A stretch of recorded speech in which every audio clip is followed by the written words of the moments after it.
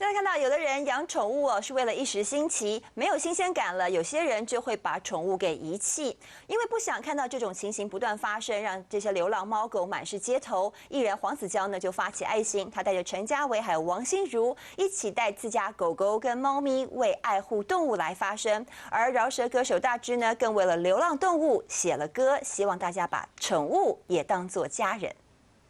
当什么成着梦，想吃饭你可以记，请分享梦想。我小时候连怎样写也不知道。歌词内容不辛辣了，反倒还阳光励志。原来这是大支为了流浪动物特地写的爱心歌曲。世界也只有一双手，两只眼睛，或许改变不了事情。 突然改变创作风格，大支都是为了响应保护流浪动物的活动。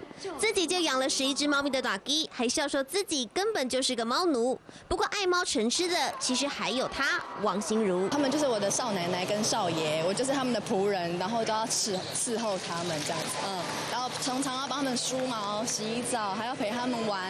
然后他们想要怎么样睡觉就怎么样睡，这样。有人成了猫仆人，有人则是把狗儿当情人。几乎在家的时间都是在陪他。我现在挑另一半有一个非常大的一个问题，就是我必须要这个女人可以跟我以及她一起睡觉。每个人也一定要发挥大家的爱心，然后多多照顾流浪狗、流浪猫咪。你最有爱心啊，你就是捡流浪狗嘛。是没错。乔黄子佼走到哪都要抱着自家的宝贝。陈家维明明遇上生日，也要带狗狗参加活动，看得出来他们对宠物有多疼爱。